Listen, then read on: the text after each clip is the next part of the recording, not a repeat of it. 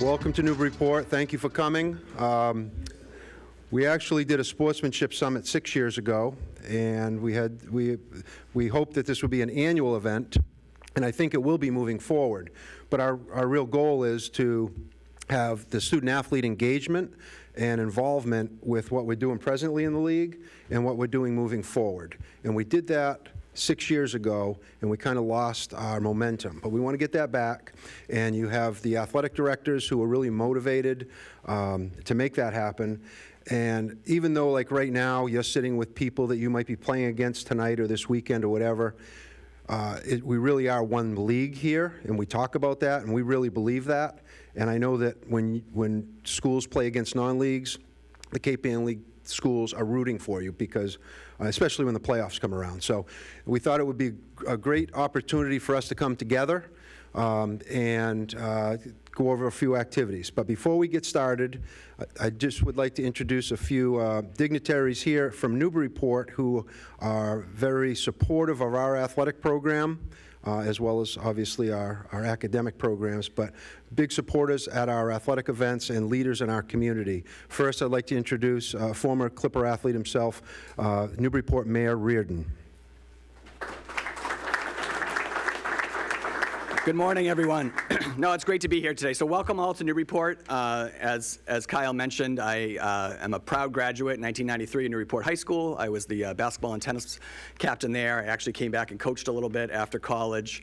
But I can say, and I'm sure the superintendent who's going to come up after me would echo this, is that, you know, being a high school athlete and the lessons you learn playing high school sports really do stick with you your whole life, right? There are skills that you're learning out there, whether it be problem solving or teamwork or taking on those leadership roles. I mean, they're just so important. I know I wouldn't be where I am today without that.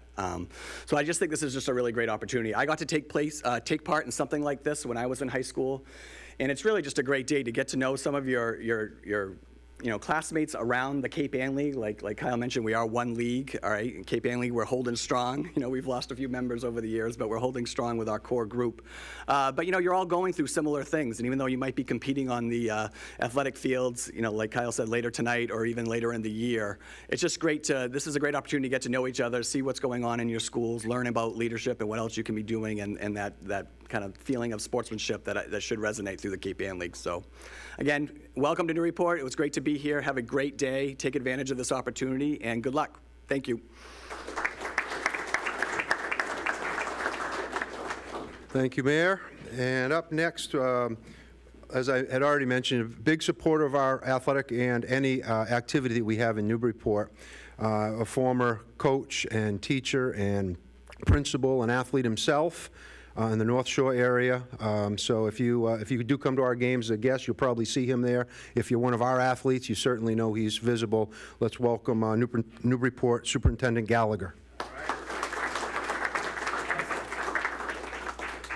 Thank you. I grew up in Salem, and October 1st is the witch time, so I'm getting fired up for that. First of all, I just want to thank you all. I think this is a great event. To bring all the leaders from all the Cape Ann schools together, I think it's really, really important. And I never, as a coach and as a player, I never took leadership for granted. I never even do that today as a superintendent. Because I know as a leader, you're representing something bigger than yourself. I hope you realize that. And as a superintendent, I'm representing something bigger than myself. So even when I'm out and about at restaurants or talking to people, driving my car, I understand that I have to really set the example at all times. And as a superintendent, it's really hard to do. If you're driving a car, someone cuts you off, you get a little angry sometimes. But you never know who's watching. You never know who's looking at you as a leader. I'm going to tell you a quick story that was a major impact on myself as a coach. Back when I was coaching in '99, we had a great football team the year before. We had a couple of losses, but we had everyone back. All 11 guys on defense, everybody back. And in the newspapers, pre-game, pre-season, we were picked to win. undefeated, we're gonna pick to win. We scrimmaged some great teams.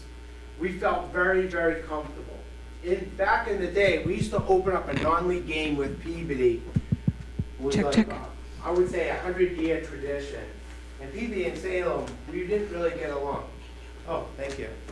Oh, is this like going out to the broadcast? Yeah. Oh, it is? All right, I'll keep it rated G. Maybe I'll jump up here.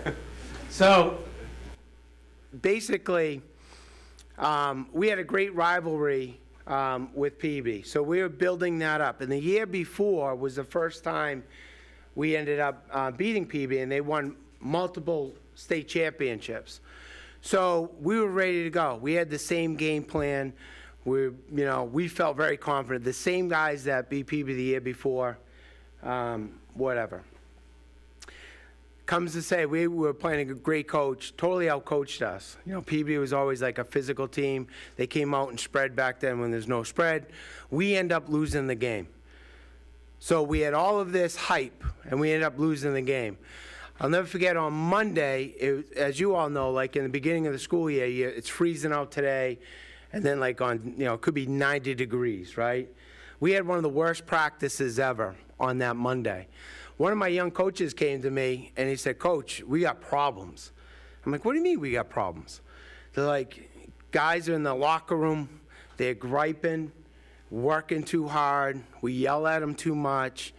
And I said to the young coach, I go, "Well, that's normal." I go, "It's 90 degrees out, we just lost." I go, "You got to expect that, griping and moaning." And he's like, "Coach, captain of the team." I was like, "Captain of the team? Captain of the team is griping, moaning, and saying that?" "Yeah." I go, "Get him in right now." And I bring him in, and I say, "Matt," he was a great player for us, a phenomenal player. I said, "Coach tells me that, the guys are griping." And he's like, "Yeah, they are." I was like, "So did you say those types of things?" He goes, "Coach, you yell at us too much. The Monday's practice, you're in films, you're working us too hard, blah, blah, blah." And I said, "I appreciate your feedback." I said, "Matt, I want you to think about this for a minute. I want you to think about if I brought you in front of all the captains over 100 years, I want you to tell them that you work too hard, that we get yelled at too much, that the coaches are all over us." I go, "What do you think all of those leaders over 100 years would say to you?" And they'd be like, "Coach," they would say, "I'm an awful captain." And I get emotional because he ended up becoming one of the best leaders I've ever seen. But I reflect back on me as the coach. See, we put him as a captain, a leader of our team, but we never let him know what that meant. We never let him know, like when he's in that locker room or when he's out and about, that what he says, how he acted, is going to have a profound impact on the people around him. So when I look at a leadership training like this today, you guys all have an impact on the people around you, regardless if you think, and it's not at practice, and it's not necessarily running back and forth, and necessarily it's not in school. Your impact on your communities is when you're out at McDonald's, when you're getting an ice cream, when you're walking down the street. How you act, people are watching you. Your friends, your peers, kids in your schools, who you may not even think even know who you are watching you all the time. So I think as adults in the room, one of our jobs, working with young people, is to really look at what leadership is all about. See, people are going to forget how many touchdowns you scored. If you asked me that year that we ended up winning the Super Bowl, "Hey, who was your leading rusher? Who had the most tackles?" I have no idea. I could say, I have no idea. But guess what I will always remember? I remember the character of my best leaders. I remember those people. When you're kind and you're a great leader and you stand up for something that's right, people never forget that. And I had no idea what I was going to say. I get fired up, as you can tell. But I just really think it's very, very important. And you guys have a group of people. There are probably other leaders within your school. And we're talking about sportsmanship. As you all know, like the games and the fans can get really nasty. And it's really up to us as a league to try to stop that or do the best that you can. You know, we always say like cheering and all of that in a positive way is awesome. You know, spare it, but when it takes a turn, that's when you all probably have to stand up and talk to your friends. So to me, that's what it's all about, and I'm so proud of our athletic directors and the adults here to try to bring you all together to kind of brainstorm how leadership can have an impact on our schools. So sometimes you think you have no impact. You all have a big impact on the people around you. So you can use that influence in a very positive way, or also if you use that influence in a negative way, everyone's going to follow that lead too. So enjoy the rest of your day. I see those donuts over there. I'm not sure if there's pumpkin spice over there. Is there any there? Yeah, all right, yeah. Mr. Alberts, took care of that. All right. You guys have a great rest of the day, and we'll see you. And the best part, you got out of school on a Friday. That's even better. All right. Here you go.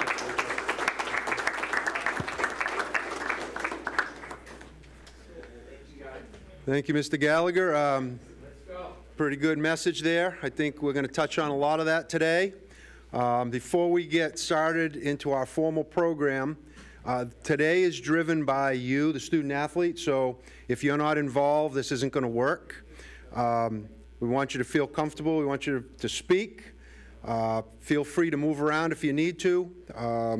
You have an adult at the table who may be an athletic director or a coach, and just common sense. If you need to step outside, do that. Hopefully the cell phone use is minimal. If it's necessary, it's necessary. Take photos. We can post to our Twitters and things, but we want to have a good time today. As I mentioned, the adults in the room, everybody on this list has been invested in today for the last year. And we talked about this last year, started planning.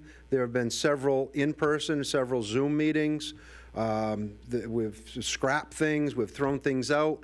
And then we've put together what we think is a pretty good activity sessions for today.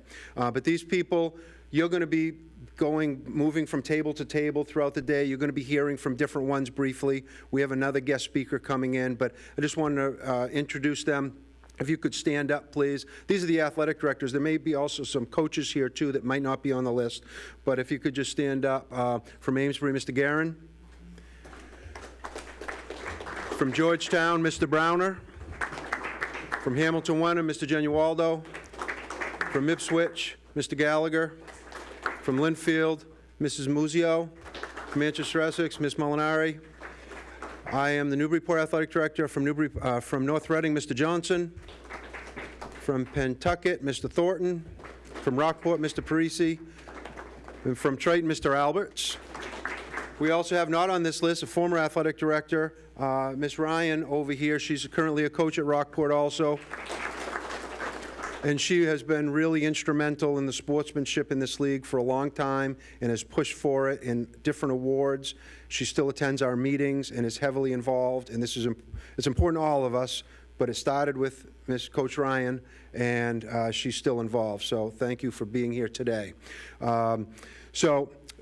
now are going to have some people come up and speak a little bit here on what this is about, and then we're going to start our first session. So, Mr. Gallagher, I believe you're coming up next. Mr. Gallagher from Ipswich. And before we get started, there will be a media presence here today. There'll be local TV, local radio. Somebody may be coming around to ask to interview you. This is being broadcasted right now as well. So we'll be using 2 microphones if you are asked to speak. Thanks. So some of you may have picked up on the Mr. Gallagher thing that just happened here. Absolutely no relation, but he mentioned he was a Salem High football player, and I was a Beverly High football player. So I think anybody that knows the Northeastern Conference knows that Beverly and Salem are rivals. So it's kind of interesting to see where we've gone since those days. My job here, really quick, is to talk to you guys about what our plan is for today, just to kind of give you a little bit of an overview. I promise you're going to hear a lot of talking for the first few minutes here, but the rest of this is really going to be participatory. So really what we're trying to do here is ask for your help. I think all of you know what sportsmanship is. I think all of you have your own opinions and focus on that. There's examples of poor sportsmanship all the time. They make the media every single day. We all see them, and for whatever reason, those ones seem to make the headlines.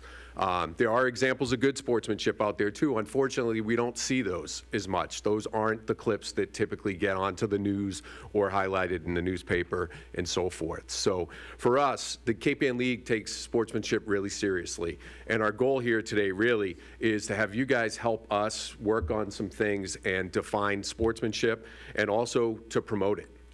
As the people before me have said, we're really going to be looking to you to help us send these positive messages and bring these positive messages back to your teams, to your fans, to everybody that comes to your game. In terms of what we're going to be doing here today, you're going to get out of this really what you put into it. So we're hoping that you'll take a leap here. I know some of you may know each other. Others may be at tables with people you don't know. But we're hoping that we can kind of break down some of those walls and work on some of this stuff together. So this is really valuable stuff, I think, that we'll bring back to our communities. And hopefully what you work on today, you're going to see throughout the Cape Ann League throughout the year. So we're hoping that, this really is a beneficial day for everyone. At this point, I'm going to call up, I think, the best dressed guy in the room, Mr. Genualdo from Hamilton Wenham.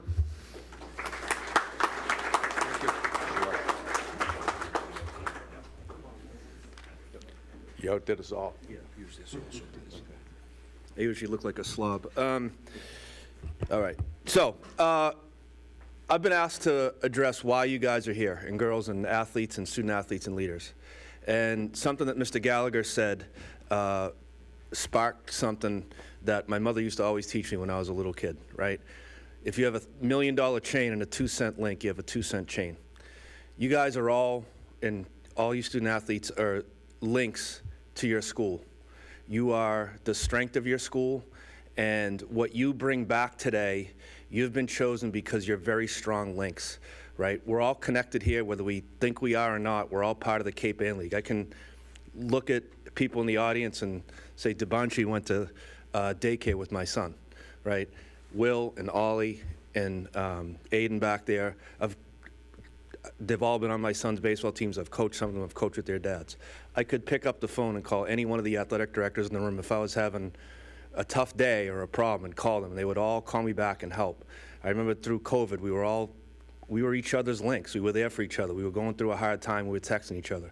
You're all very strong links. You're leaders, right? And how you choose to lead in your student sections is why you're here, right? You could lead your student section and be loud and be great and be awesome, or it could go the other way, right? And so we're here, one, to kind of have you tell us what you would like and the expectations that you would like to see in the stands from the opponents, from yourselves, right? But the other reason is that to let you know you are links, you're all connected to one another.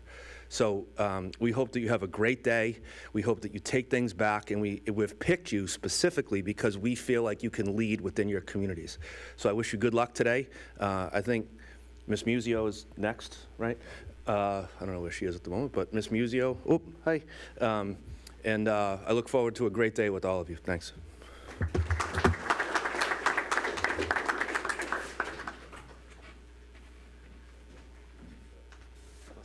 Use both if you can, please. Hi, everyone. Obviously, this is not tall enough for me. So just going through our agenda a little bit. Right now, we're actually going to have you guys get your phones out. In an effort to kind of create some buy-in and have you guys, or all of you, sorry, develop our own Cal definition of what sportsmanship means. If you can go into the form and put in 3 words that come to mind when you think of sportsmanship.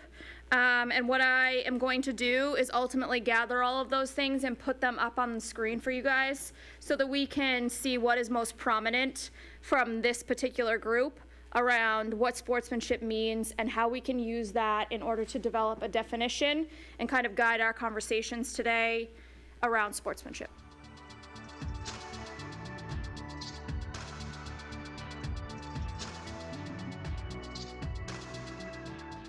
Okay, we're going to wrap up that first part of session A. We're going to stay in this with your table right now, and we're going to move on to the second, or actually it's the first part up here, but that was the introductory part. We are going, Mr. Thornton is going to talk a little bit about social media.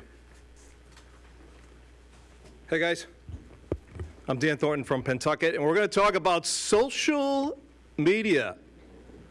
Everybody has a phone, right? Look at, how many times you guys looked at your phone so far today? How many times have you checked social media today?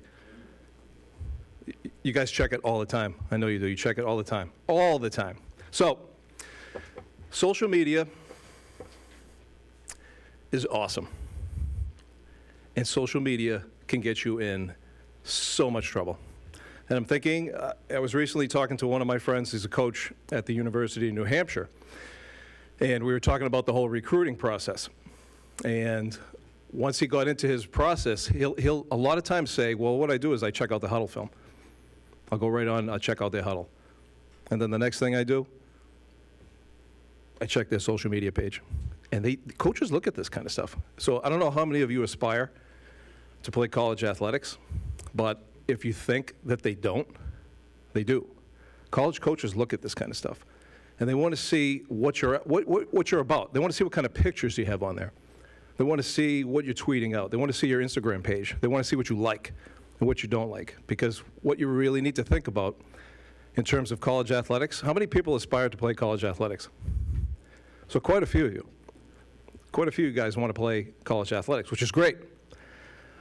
But you got to keep that kind of stuff in mind because they are looking at you. They're looking to see what, even if it's not something that you tweet out, if it's something that you like if there's a fight someplace or if there's something going on that's bad news and you're like, that's so funny, or you're retweeting something like this, think about the thousands of kids who also want to play college athletics. And think about all of those types of kids who also want to be a part, and these coaches have a choice. So they may not come out to your games and watch you guys play, or they may see your huddle and be like, this is someone that I'm really interested in, and then they could go up and look at various social media platforms and quickly get rid of yours because they'll be like, you know what, I don't even want to talk to this kid. I don't even want to deal with this kind of person. Because you know what? They don't have to. They don't have to do it. It's not worth their time. They don't need it. But in the same point, and what we're all here for today, bottom line, it's about being a good person. And a lot of these times, you know, we'll talk as ADs and we'll talk to each other, and Mr. Hodson mentioned this earlier today. It's like we'll see that teams are like going back and forth and bantering with each other before a game starts about whatever's going on. We're like, what are these guys even talking about? Or something will happen in the stands at a game, and it all started back from, you know, someone taunting someone a few days beforehand about a game, high school game. You know, and we're sitting there at these games going, are you kidding me right now? Like, this is high school athletics. It's supposed to be fun. Every single one of us, and every single one of you sitting in your chairs right now, the reason why you started playing any sort of sport you played is because it's fun. And hopefully it still is fun. But every single event that we go on and we put on, we want to put on great events in the Cal. I love having spirited gyms. Pack the place as big as you can. It's fine with me. I love it. And I love, you know, good, strong competition, and all of us do who are sitting in this room.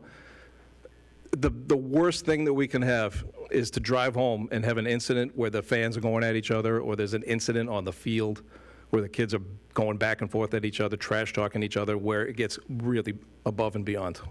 And that stuff can a lot of the times go back to everything's on social media. Or afterwards they're saying, you know, we played against Pentucket. They're a bunch of boop, you know, putting this stuff out, posting this stuff out. Why? You know, we were talking about it. Table 11, right? Table 11 is represented in the back there. And we were just talking about a story that happened yesterday at a game where there's like stuff going on between, like, why do we do this? We have to ask ourselves why, and why do we put up with it? And you guys are student leaders in here. We challenge you guys all the time as student leaders to be a leader. And it's not easy to be a leader. It's really not. It's not easy to be a leader because you have to step out of what you're comfortable doing. Sometimes you have to tell one of your buddies that they stepped out of line. And who's brave enough to do that? Who's going to tell someone in the front row to stop taunting one of the kids on the basketball court? Or who's going to tool on the volleyball player who's out there trying her best in the game? Then why do we let that kind of stuff go on? That's why we're here, right? But, again, social media, guys, it could be great. And there's so many different avenues. I mentioned the huddle piece before where there's so many opportunities. We're just starting to get into it now at Pentucket where, you know, a lot of the accounts are going through and kids are making their own films and they get to send that stuff off to colleges, which that's the kind of stuff that's great. You know, we can use this stuff in a really, really positive avenue. And, you know, the same thing you can do with your fan base is to drum up support for teams and have a great time at a game. But that's what we're all challenged with. And that's going to be our next section, I think, that we're heading into. So are we staying at the same tables? Yes. So we're going to stay at the same tables, and we're going to get into our next topic. We're going to go down the item list of social media. Okay?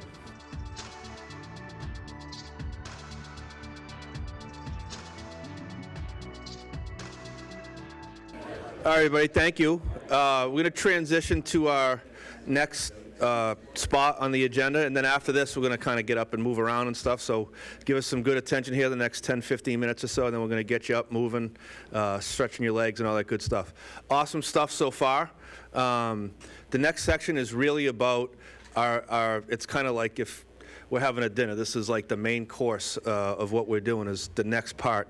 And what we're really interested in hearing from you is about the experience of the spectators, the crowds, whether it's students, whether it's adults, whether it's the coaches, what kind of contributes to these environments, what athletic directors, in your opinion, could do to make it, you know, I'm curious to see what the words are later on that thing, because I think what we're hoping is that we want to help you get to where you want to be, and we need to hear from you what's acceptable. And I'll give you like a few examples. At a basketball game, if someone's shooting free throws, it's not up to me to decide if making noises and barking and doing crazy things is appropriate or not. If everyone feels like it's fine, I don't care, right? We always just say don't swear and don't call anyone out. And other than that, everything's fair game. But if it's the end of the game, is warm up the bus or it's all over, is that okay? If you were an athlete playing your last game as a senior and your career was over, would you want to hear that? It might not bother you. I'm not here to judge. I'm saying these are the types of things. One of the things I know that came up at our table that was good, healthy discussion around the social media was when someone gets hurt. I'll say this, if there's ever a Hamilton Wenham kid that makes fun of someone for being hurt, they're done. They're never coming back. So if you ever hear that, tell me. Because that to me is over the line. But then again, these are the types of things we want to hear from you, right? So this next session, this is really the main course of why we're here. Let's try to understand what we're all okay with and what we're not and where that line is. And, you know, a lot of you are doing great jobs speaking up. If you're like, I kind of think it's funny when someone barks and they're shooting free throws. Say that, because that, like, you know, the consensus here is kind of what we're looking for, and to get a sense of what you think. So we're going to do a couple Q&As here. I'm going to call on someone from each table to kind of share the main topic of what you said. Maybe not every table, but the lucky tables will get selected. Yes, Aiden, I'm coming for you. Give me one thing that your table talked about that you think is important for the other 10 tables to know that you discussed. I would say... Nice, nice. I have a feeling that word respect's going to be a big word on our little thing later. Let's go table 5 next. I know you had the great fortune of sitting with me. Sorry, go ahead. What? Okay. All right. So, yeah. So I know at Hamilton Wenham we stopped giving out rosters at games for a while because individual attacks were too bad. So, so I think that's a good one. I think that's good. How about table 4? Table 4. Give us something that you guys worked on that you think is important for the rest of the group to know. We kind of talked about like student section and parent attacks. Because some parents do get too involved in the games and attack players and refs. And same thing with the student section. You just have to be respectful, and even if you're at your home field, and even more at an away field. Yep. I like that. Thank you. That's really good. That's a really good thought. Mr. Parisi, what table are you? I know you do a good job. Table 10. Table 10. What do you think? Give us one thing that you guys discussed that you think is important for everyone to know. We definitely talked about parent behavior, and we think it's important that to recognize when parents can kind of go overboard. And I think sometimes we need a little bit of a reality check when we have to realize that it's just a high school game, and you don't need to get too defensive or overprotective over fouls called or decisions that refs make. Like it's supposed to be a fun thing and I love that. respectful. You're all strong student athletes, and you're all old enough now where, you know, I think as parents we want to protect. I think our instinct is to still protect our kids no matter how old and strong they are, but you're right. You're all strong enough and smart enough and capable enough and enough of an individual where you don't need to do that. Mr. Gallagher, how about your table? So pretty much we were saying, like, once the game's over, it's over. There's no reason Yep. to, like, continue. Like, you can chant at, like, not directly at people, but during the game you can chant. But once the game's over, it's over. There's no reason to do anything else, like in the parking lot or on social media and, like, attack somebody. You know, this is all awesome. This is off the cuff, Mr. Hudson. I hope I'm not screwing up your agenda here. Our table, like, discussed same thing table 4 did, like parents and like when it can get like totally out of control, and like same with the student section. And parents should only make like, they shouldn't be yelling at like the bad calls from refs, because like table 10 said, it's just my phone. Like table 10 said, it's just a game. It's just high school. Like there's not much to it. It's just for the kids to have fun. So yeah, that's what our table talked about. Awesome. That's good stuff. I think we want to contribute over here. Okay. We were talking about how like the student sections, instead of focusing on like the other team and how they're losing or like chanting, like I feel like we should focus on the positive and like our team, and that's how like the crowd is for us, and like to fire us up and like chant so we can get better. I love that. To just focus on that and Nice. cheer on our team. All right. Thank you.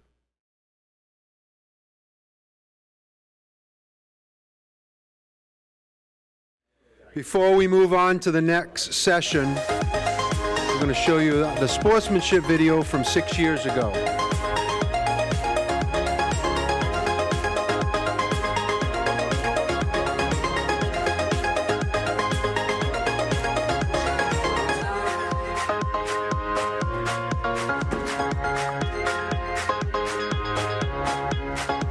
I run cross country and indoor and outdoor track.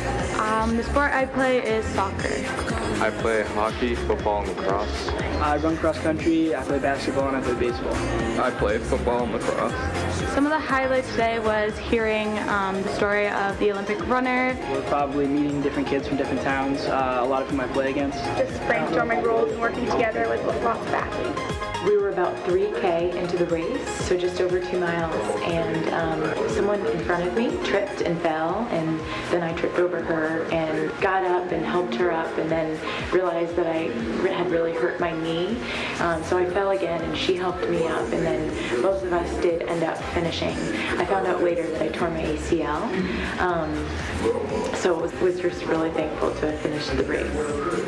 A person's identity needs to be outside of sport. Sport can't be the most important thing, because if it is, it will only break us down. So yeah, it just comes from like being very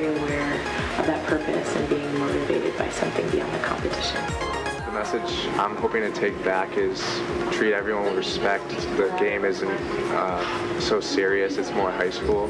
Cheer for our own team and not try to bring down the other team. Like, stuff that's said on the field can actually be super hurtful, because I never really think about that. I'm like, oh, everyone's just having fun. Showing respect to the players that you play with and against, as well as in terms of fans, keeping everything positive, and kind of leaving the competitive fire on the court. Just like play it fair, just no cheap, dirty hits. Like trash talking, it happens, but like there's a line and don't go beyond that.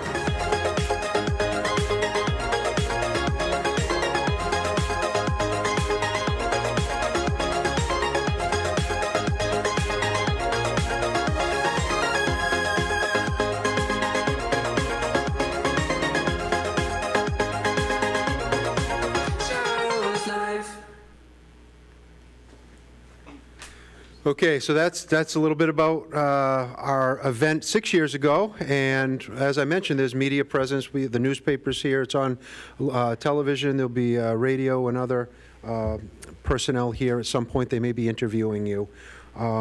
You saw the Olympic runner Abby D'Agostino, and the significance for her being included was she was a member of the Cape Ann League when she was in high school. When Masco, she went to Masco. Masco was part of the league at the time. We had actually talked to her about coming today and sharing her story. She's not available. She doesn't live in the East Coast anymore, but she will be coming back, and she said she'd love to come in and talk to our student athletes. So maybe at some point, whether it's you or your classmates, but maybe she would be sharing that sportsmanship that you saw on the world stage. So we're going to move on to the next session now, and I'd like to introduce from Manchester, Essex, Miss Molinari. So for this next section, we are going to be talking about our pre-game announcements. So good sportsmanship often starts before the game even gets started. So we want to set the tone for how the game and the event is going to run throughout the rest of the event.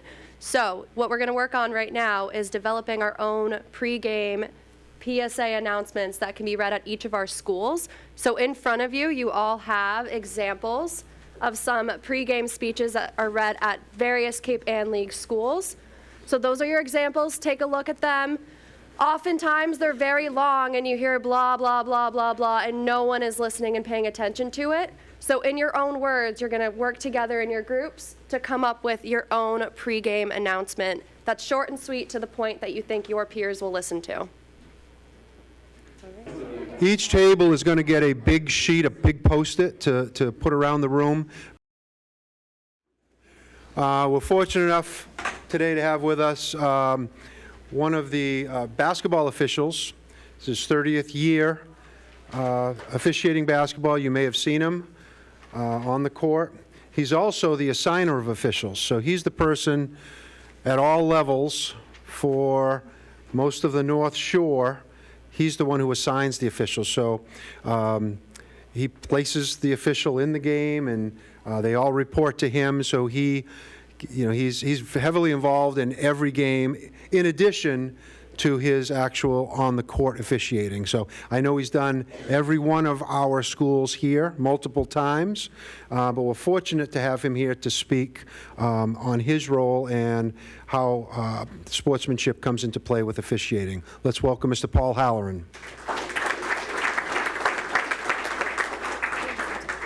Kyle, does this need to state up, or can I don't want to knock you off the air Can here. you put, I have no idea. Can you put it on top of it? Yeah, of course. Let's see it. I thought I'd impress the youngsters with my notes on my iPad, so I hope you're suitably impressed. That's probably old news by now, I know. Anyway, well, thank you. I think this is a great idea. I think I congratulate the ADs for putting it together, and for you guys coming, although a Friday out of school is probably not the worst thing in your lives at this particular point. Kyle asked me just to speak about sportsmanship in general, the problems. I think they're fairly obvious, and maybe a little bit of what we can do about it, which I guess is why you guys are all here today. So let's just start with a premise. Winning's important, right? Because if we don't keep score, the people who build the scoreboards get put out of business, okay? One of the first years I covered sports for the Lynn Item newspaper, Coach Genualdo's hometown paper, wherever he is, 1988, I think it was. I went to WPI to cover a state championship soccer game. St. Mary's against Bromfield Academy out of Harvard, Mass., who had a great player named Matt Rupp, R-U-O-P-P. I don't remember what I had for breakfast yesterday, but I don't know why I remember that. So I go out, and I covered mostly football, but I would cover the soccer game, and it's tied. And they play like a 12-minute overtime, 2 6s, still tied. They play another 12-minute overtime, 2 6s, still tied. And I said, okay, good. You know, everyone likes a shootout. And the tournament director comes on the field with the trophies, and I said, well, what are we doing? Well, in the state championship game, and again, this is 34 years ago, in the state championship game only, we do not use the shootout. We end in a tie. Now, I grew up playing sports like you guys. I played college sports. I covered sports, and, you know, a tie, what do you mean? I remember writing a line in my column, the St. Mary's players, instead of getting state championship rings, would be given state championship ties. I was just horrified that a state championship game, wouldn't end in a win or a loss, because we're all about winning, right? Everyone wants to win. But that, I think, leads to some of the problems we have, right, is we get out of context. So what is the ultimate motivation for people who exhibit poor sportsmanship? Obviously, we all want to win, and when things don't go our way, we react. If it's a parent in the stands, they want the best for their child. They want their child to be successful. But more than that, I think, especially in these days, I think it's too much of a need. We all want to be right. And trust me, I lead the league in that. But we all want to be right. So when an official makes a call that we think is wrong, you know, and his call is going to stand, I'm right. That was a bad call. You're wrong, Mr. Referee or Ms. Referee. I'm right. And even a little beyond that, don't we kind of live in a can't take no for an answer society, right? Instant gratification. Any question we have, we can get answered. We have Google, we have Alexa, we have Siri, and I'm sure a number of other electronic people that you guys know about that I don't. Anything we want, we can get like that, which means something we want, which is that call, doesn't go our way, we may react in a way that later on we're not proud of, right? I think that instant gratification drives motivation for people who exhibit poor sportsmanship. And God forbid, if it's the referee who's getting in the way of that instant gratification, then we got a problem, okay? So how does this affect officials? As Coach Hodgson said, this is my 30th year on the court. It's probably my 10th year working on a signing. I've covered games for 35 years. How does this affect officials? Well, I'm going to tell you, the very good ones, it doesn't really affect much at all. Okay, the ones who have the temperament to deal with it. Some of that comes over time, and a lot of it is your personality. Okay, I get a kick out of it, to be honest with you. Okay, I've doing it a long time. You know, if you're in a student section somewhere and there's a bunch of you, I'm coming over before the tap, and I'm going to disarm you right away. I'm going to pick this big guy with the jacket and say, okay, I am deputizing you tonight. And if I have any trouble in the stands in this section, it's on you. Everyone laughs and we move on, okay? However, not everyone has that personality, okay? Especially newer, younger officials, okay? My board of basketball officials has more than 400 officials on it. We find that if we can keep them 3 years, we end up keeping them a long time. But our drop-off is in the first 3 years. Now, there's a number of reasons, okay? Some of them figure, I'm really not cut out for this. A lot of it is, you know what? I signed up for, I'm going to get some exercise. I'm going to try to help the game a little bit. I'm going to make a few bucks. I don't need Mrs. Smith screaming at me from the stands that I'm ruining Johnny Smith's life by that bad call. Some people just aren't cut out for it. So we do lose officials based on that, which is too bad. In 2021 in the country, there were 50,000 fewer high school sports officials than 2018. That's a 20% drop in 3 years. okay?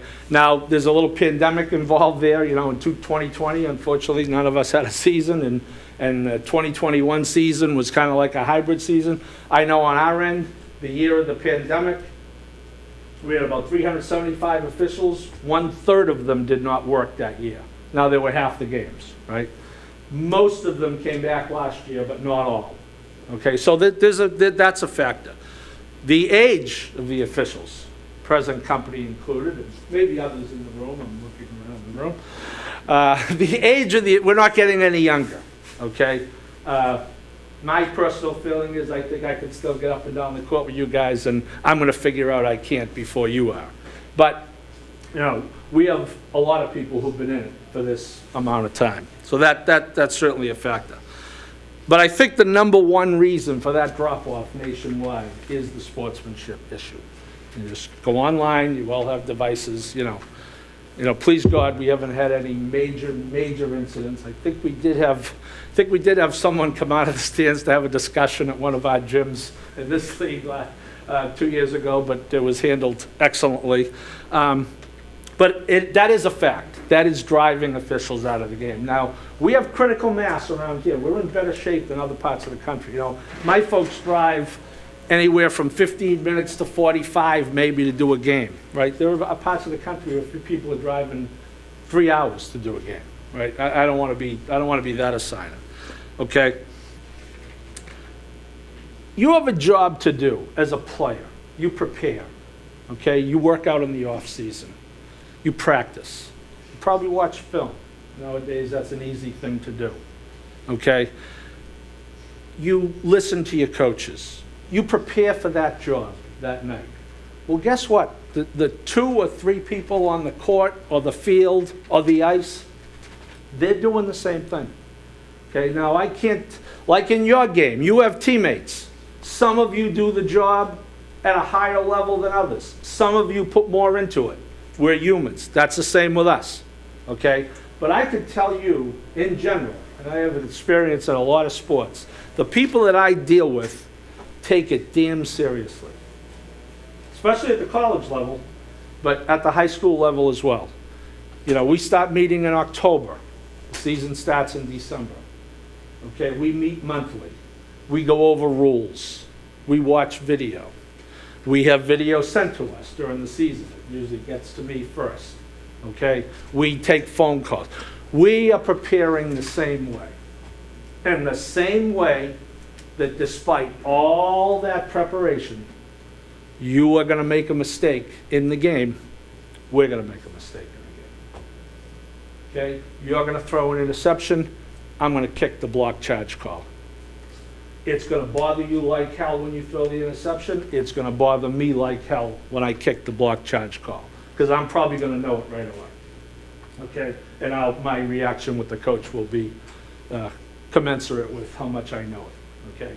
If I think I'm right, we're going to have a problem. If I think I'm wrong, I'm going to let them have a say. Okay. So my point is, I think we have to have some perspective. Okay. We don't go out there wanting to blow calls. Okay. You don't go out there wanting to make mistakes. But none of us are pros. I haven't signed an NIL agreement yet here, to make them pros. But none of us are pros. Okay. So I hear a lot out of the stand. It's your job to, well, actually my job is I do public relations for a living, and I have clients, and I do a bunch of that stuff.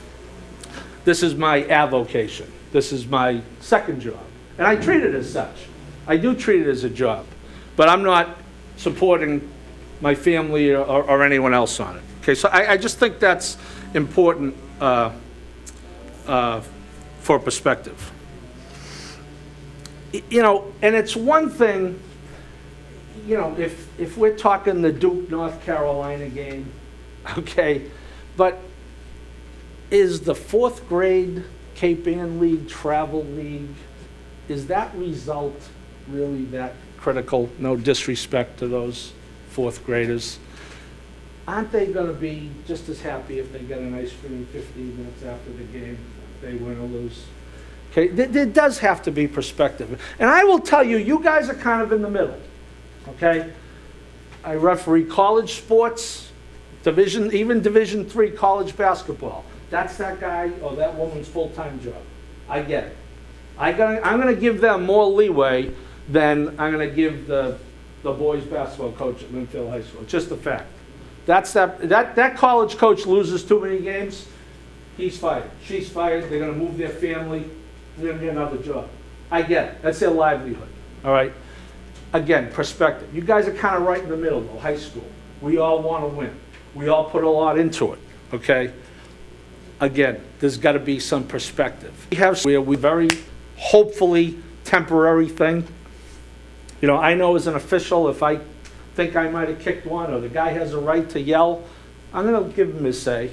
But we ain't going to be talking about that call 3 minutes later, because I'll remind him, you haven't been paying attention. I've missed 3 others in the 3 minutes you've been dwelling on that one. Okay, so you guys are kind of right in the middle of that. We have league titles. Now we have power rankings. We have the state tournament, which is very important. I assigned in this new statewide tournament for the last 2 rounds, state championships and state semifinals. We were fortunate enough to be selected to be the assigners last year. We put a lot into it, okay? We know, we all want to win. I coached baseball for a long, long time. A guy named Frank DeFelice in Swampscott, and he had a nickname for the state tournament. He called it, he said, boys, it's a loser's tournament. And the reason he said that is every single team in the division loses their last game, except for one, right? There's 32 teams in the bracket, 31 of them are losing their last game. One team is going to ultimately be happy at the very end of the thing, okay? And we know that going in. We know the stakes are high, okay? But the fact is, other than that soccer game 34 years ago, I talked about, someone's winning, someone's losing. Please God, we're all going to get up tomorrow morning, right? Parents lose perspective sometimes, frankly, because they overrate what might be the potential athletically for their children. Okay? I referee Division III college basketball. Okay? What I say to parents if they ask is, you know, because everyone thinks their kid is a, quote, Division I player. Okay? Less than 2% of high school athletes nationwide play Division I college athletes. Less than 8% play college athletes, period. Okay? So you do the math. If you've got 100 kids in your senior class that play varsity sports, 8 of them are going to play in college, statistically. Okay? But what I would say to parents is if you think your kid is a Division I player, go watch Suffolk play, which is a Division III team. And if you're convinced your kid can play at Suffolk, go watch Tufts. And if you're positive he can play at Tufts, go to Bentley or Stonehill or somewhere in Division II. And then if you think he can play there, go to a lower level Division I game, BU, Holy Cross, Merrimack. And then work your way up to Duke and UConn and North Carolina, okay? It doesn't mean you shouldn't aspire to that. It means the reality is it's probably not happening. So if I call the 5th foul, Mr. Smith, on your son, and he has to sit out the last 2 minutes, and he scored 12 points instead of 14 because he statistically would have scored 2 in the last 2 minutes, I didn't ruin his scholarship to UConn, okay? Look, we all love our children. We want our children to do well. But that is a major issue. Now, I'm not suggesting you go home and tell your parents to keep it quiet, okay? But you know what I'm trying to identify what are the causes of these problems, okay? It doesn't diminish anything. You know, it doesn't diminish the fact that you want to win that game, all right? We all do. So what can we do as we start to wrap? What can we do? The number one thing we can do at whatever role we have on that field or in that gym, we can take responsibility for our own actions, right? That's easy. You don't need any help with that, okay? You can take responsibility for your own actions, all right? If you're in this room today, I assume you have some type of leadership role in your school. You can also help take responsibility for your teammates' actions, okay? So we always have that meeting before a basketball game where we come out, any basketball captains here? We come out at half court, and we, you know, pleasantries. And I say this to the captains. You're captains for a reason. If I have a problem with a teammate of yours, please take care of it for me so I don't have to. If you give me a problem, I have no one to turn to, so don't. That's my message to captains before the game, my 12-second soliloquy before the games. All right? So you're leaders, all right? So if you have a teammate who's acting like a jerk, you tell them. Okay? I have had kids at this level, high school, come over to me and say, Ref, I got it. They could probably see my eyes rolling in my head knowing it's going to be a problem. Ref, I got it. Okay? One of those guys is a kid from Winthrop, Vasily Malios, captain at Winthrop High School. He's now a big-time Division I official, ironically. Anytime there was a problem in a game, Ref, I got him. So as leaders in your schools, take responsibility not only for your own actions, but for your teammates' actions, because that's what leaders do. Okay? I think it's a reasonable dinner time conversation. If you know, we all can hear our parents in the stands, right? You know their voices, right? You've been hearing them for 18 years. You know, if something maybe needs to be addressed, I think we're all adults, right? Not every conversation with our parents is necessarily pleasant, but, you know, frankly, if you know that that's distracting you, you could pretty much be assured it's distracting me too. Okay? Again, this isn't church, all right? We want loud gyms. I hate it when I go to a gym and there's 30 people there. I'd rather have 100 people yelling at me to have a good atmosphere. But in context, right? So if you think there's a problem in your household, deal with it the way you think you know how. Coaches. I know there's got to be coaches in the room, or certainly there's coaches' bosses in the room. You know, again, it's all perspective. You know, we used to have a time, right? Officials would say to the coach, Coach, I'm not talking about that. I'm not talking about. That is the exact opposite now, especially at the college level. If I tell a college coach, I'm not talking to you, I'm in trouble. At the high school level, we're telling our people to communicate. But you know what we tell them? Answer questions, not statements. Okay? If you ask me, hey, Paul, what did you see in that call? I'm going to tell you. If you tell me, hey, Paul, you blew that call, what am I supposed to say?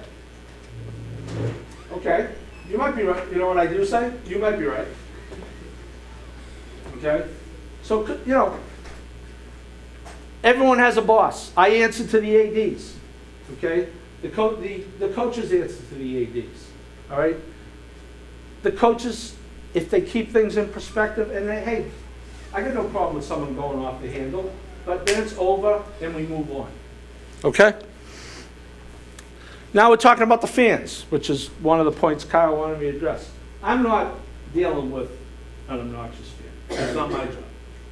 But I will tell you as ADs, and in this league, I will honestly tell you, not because I'm here, you do a good job at it. But as ADs, it damn well is your job. If I got a problem with a person in the stands, I am not telling my officials, I have no right to tell that person to get the hell out of here.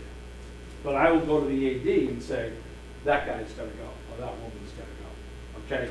Now, you know what's great is when the AD beats me to it, which has happened. Okay? So, again, in that food chain, I say the ADs, they all have site directors too. You know, if someone's being that disruptive, okay, they got to go. Okay, you know when you're trying to focus in a game, you got enough on your plate, right? When I'm trying to focus in a game, I got enough on my plate. All right, I don't need any distractions. I can distract myself by wandering off from this tiny little head. All right, so that's the role of the site directors and the ADs. I think ultimately, if we could do one thing, if we could create an atmosphere where it's really not that cool to be a jerk, sportsmanship-wise, right? Because you know what happens in the stands? Someone starts, and then someone else starts, and next thing you know, we have an insurrection, okay? If we, from the players to the coaches, to the ADs, to the site directors, to the parents, to the regular townspeople who come to the games, if we could create an atmosphere so that when someone starts acting like a jerk, they're kind of sneered at, and kind of looked down upon, that would be great. That would really be good. We need it to be the norm of acting normal, and not have the norm be the outliers who act like, and trust me, high 90% of the people who come to these games are coming for the right reason and acting accordingly. But when they step out, I think if we could all work to create that atmosphere, that's not cool, okay? You know, in my lifetime, you know what that's been done with? Cigarettes, okay? There's people in the room roughly my age, okay? When I was a kid, younger than you guys, pretty much everyone was smoking, including kids in high school. It was kind of a cool thing to do. And through a lot of education, and you know, it's not good for you, blah, blah, blah, it's kind of turned. I'm not saying people still smoke, but... Use the microphone if you can. Sorry. Oh, you want me to start over? If we could create that atmosphere where it's not cool to be a jerk. It's cool to act like a normal human being, right? And again, for you guys as players, as coaches, if you lead by example, you will not believe the effect that has. It has an effect on your teammates. It may have an effect on your parents in the stands. It has an effect on fans in the stands, okay? We all react to other people. I had a coach at Southern New Hampshire University, God loves Stanley, crazy, crazy guy, and half the time he wasn't even watching the play. And he would see one of his assistants get up, and then next thing you know, he's swearing at me in Greek, which I couldn't understand. Okay, he was reacting. Okay, if we just lead by example and take care of our own business, create that atmosphere where the, quote, cool thing to do is to act civilized. Now, again, I'm not expecting everyone in the stands to have their hands folded, okay? But there's a difference, and I think you guys are bright enough to know that. And lastly, I'll go right back to winning, okay? And you as players, we all want to win. If for no other reason you should try to exhibit sportsmanship and get on our side, our being the officials, be selfish. Be selfish. Because I can guarantee you, you are going to get long-term better results if you come to me and say, geez, Ref, are you sure that was a travel? I didn't think he dragged his pivot foot, as opposed to, how the hell are you seeing that as a travel? I guarantee you, if you talk to me the first way, that's going to have positive results down the line. Not through anything I do intentionally. I'm not going to go looking to give you a call. But again, we're humans, okay? If one guy treats me like a jerk and another guy doesn't treat me like a jerk, I think the long-term benefit is to the second guy. So if we all want to win, okay, there's a million reasons to be good sports, and I went through them all. But if you want to take one last one, you will be better off. You will have a better result long term. Trust me. I've been, as Kyle said, year 30. Okay, a lot of games. You will get those better results. Okay, we really rely on you. We being the officials, you being the players. Because ultimately, you know, the coaches are there. I get it. The ADs are over there. There's only 12 or 13 of us on the court. Football, you got 28, right? 28, 6 officials maybe. All right, that's on the high. Lacrosse, 24. Field hockey, whatever. We're the ones in the field of battle. All right, we have to work with each other. If any of you guys are catchers in baseball, you have a special relationship with the home plate ump, because you got to work together. We all got to work together. So lead by example. Okay, take care of what you can do for yourself, and if you could help us by taking care of your teammates, and I think we can, and let's create that atmosphere that the, quote, cool thing to do is to be a good sport and not a bad sport. Thank you.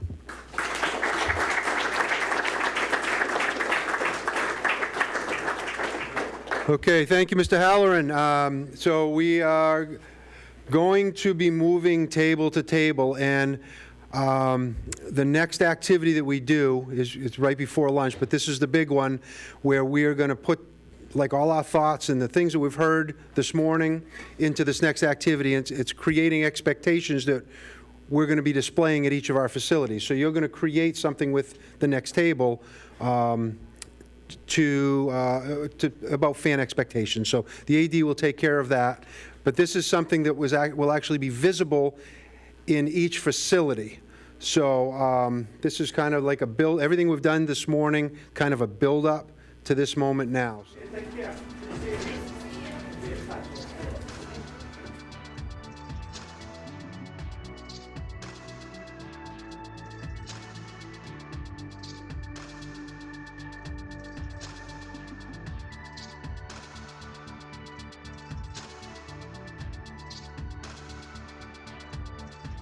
The work that you're doing right now on this Post-it, we're going to be taking that information and creating something for the league.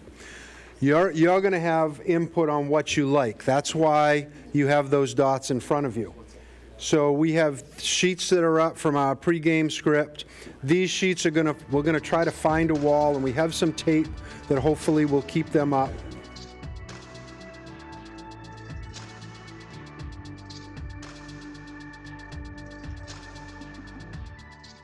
We're going to take the information, as we've mentioned throughout the day, the information you've provided to us and shared with us as a league, and we're going to try to come up with some signage based on what you wrote and what you selected with those dots. And this will probably be something you see at your stadium or your gymnasium or field or whatever in the very near future, and it will be consistent from school to school. And it's something that you created. So we didn't create it. We, obviously want to stress sportsmanship and all that, but you created what's actually going to be on there. And then, we expect to follow that like we do anyway. And we expect you as leaders, you heard multiple people say this, it's much more effective if you take care of the issue, especially if an adult mentions something to you. As a student, as a student section leader, you start the chants, people follow you. So if you could help us out there and control things that way, it'll be a lot better. We all want energetic stadium facilities. We want noise. We want support for teams, encouragement, all that. We don't want it to be quiet, but there's that line that gets crossed sometimes, and that's what we're trying to get to today, and that's what we want your help with. So I want to thank all the athletic directors, the athletic assistants who were here, some coaches who were here that made this possible, your participation. Looking forward, when you go to a gym or a court, it's encouraged for you to go up to the other AD and, introduce yourself and let you know. I would love to hear when people come to Newburyport who you are, and then I have a connection, and I'm just going to work with you if there's an issue or whatever. We want a positive experience, or if there's an issue that you're having, you come to us. So we all encourage that interaction when you arrive to the facility. And we thank you for attending, and we look forward to seeing you soon. Thank you very much.